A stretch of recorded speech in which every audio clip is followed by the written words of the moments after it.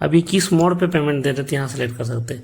यदि कस्टमर आपको 500 की नोट देती है तो आप यहाँ पे डायरेक्टली 500 फिल करके इंटर प्रेस करेंगे तो यहाँ पे नीचे रेड कलर में शो करेगा कि आपको रिफंड कितना करना है।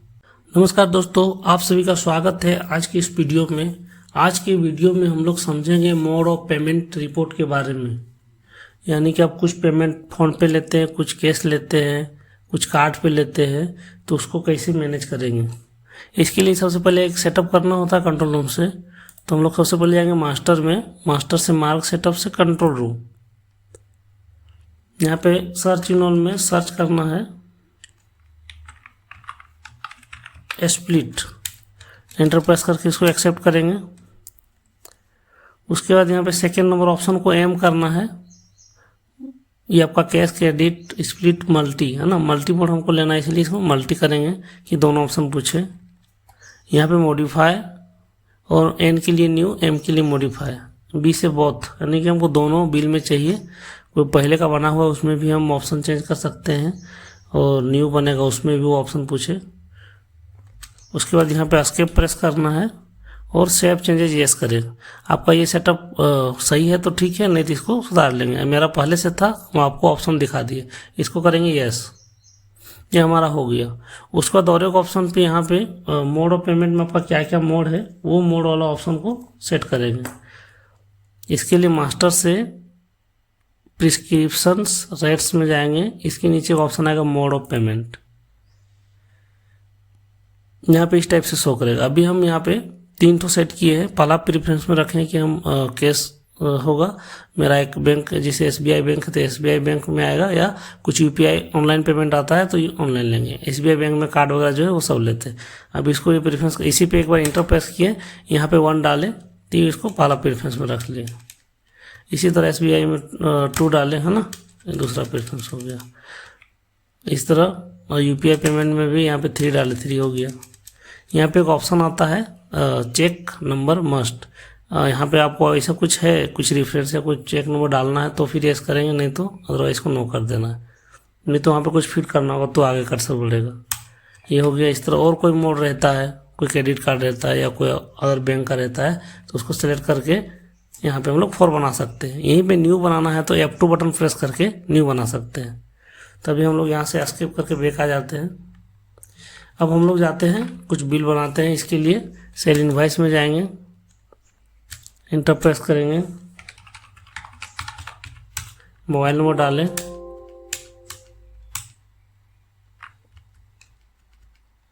यहाँ पे कुछ प्रोडक्ट का बिल बनाते हैं।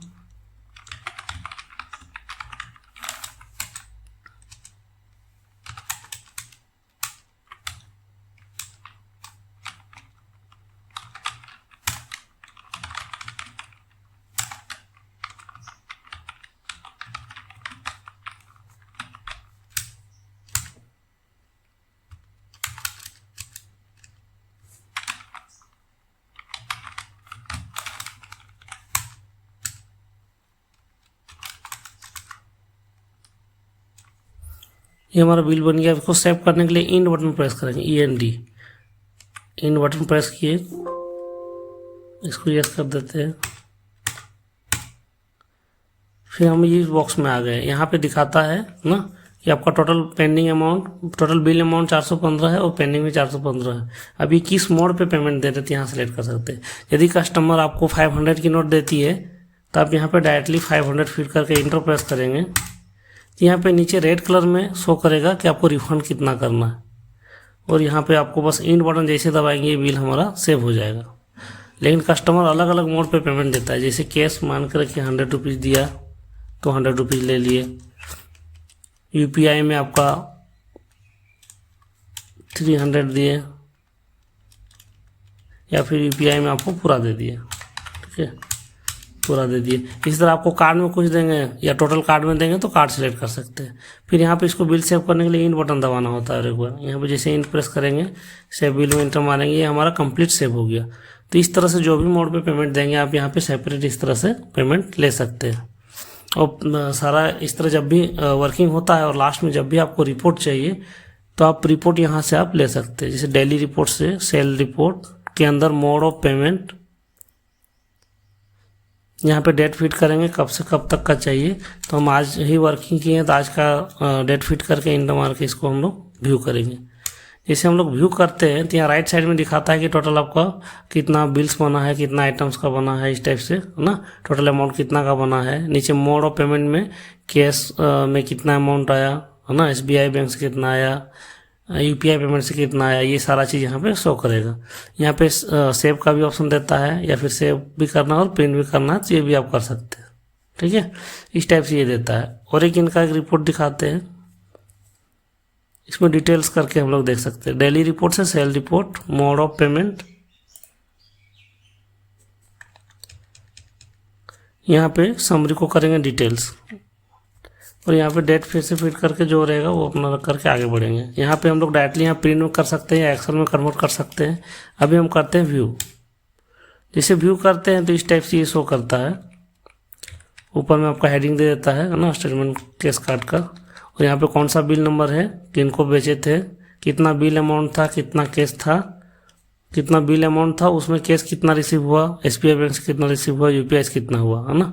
इस तरह करके सबका बिल का जो भी मल्टी पेमेंट रहता है अलग अलग मोड पे वो है ना, या सिर्फ कैश रहता है तो सिर्फ कैश पे ही आएगा, है ना।